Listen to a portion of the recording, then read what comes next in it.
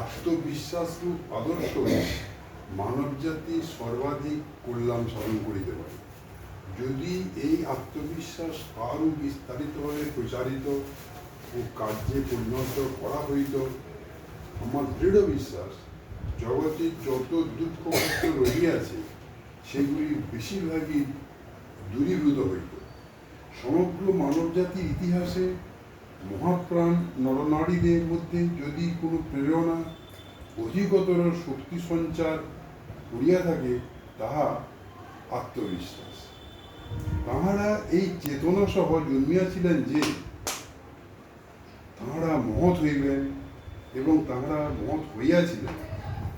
মানুষ যতই অবনত হোক না কেন, এমন এক সময় অবশ্য আসিবে যখন ওই অবস্থায় বিরক্ত হইয়াই তাহাকে উন্নতির চেষ্টা করিতে হইবে। তখন সে নিজের উপর বিশ্বাস করিতে শিখিবে।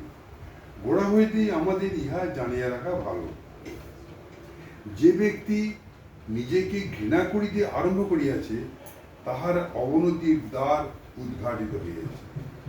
জাতি সম্বন্ধ একই কথা সত্য। আমাদের প্রথম কর্তব্য নিজেকে ঘৃণা না করা। উন্নত হইতে হইলে প্রথমে নিজের উপর, তারপর ঈশ্বরের উপর বিশ্বাস আবশ্যক।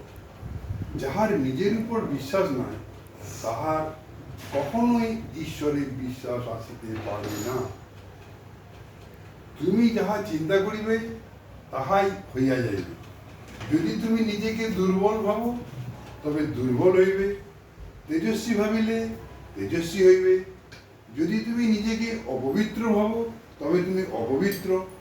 নিজেকে বিশুদ্ধ ভাবিলে বিশুদ্ধই হইবে। অদ্বৈতবাদ আমাদের নিজেকে দুর্বল ভাবিতে শিক্ষা দেয় না, পরন্তু নিজেদের তেজস্বী, সর্বশক্তিমান ও সর্বজ্ঞ ভাবিতে উপদেশ দেয়। আমার ভিতর ওই ভাব এখনই প্রকাশিত নাও হইতে পারে, কিন্তু উহা তো আমার ভিতরে রহিয়াছে। আমার মধ্যে সকল জ্ঞান, সকল শক্তি, সকল পূর্ণ পবিত্রতা ও স্বাধীনতার ভাব রহিয়াছে। তবে আমি ওই ভাবগুলি জীবনে রূপায়িত করিতে পারি না কেন? কারণ ওই কথা আমি বিশ্বাস করি না। যদি উহাতে আমি বিশ্বাসী হই, তবে ওই ভাব এখনই প্রকাশিত হইবে। পৃথিবীর ইতিহাস কয়েকজন আত্মবিশ্বাসী মানুষেরই ইতিহাস। সেই বিশ্বাসে ভিতরের দেবত্ব জাগ্রত করে তুমি সব কিছু করিতে পারো। অনন্ত শক্তিকে বিকশিত করিতে যথোচিত যত্নবান হও না বলিয়াই বিফল হও। যখনই কোনো ব্যক্তি বা জাতি আত্মবিশ্বাস হারায়, তখনই তাহার বিনাশ।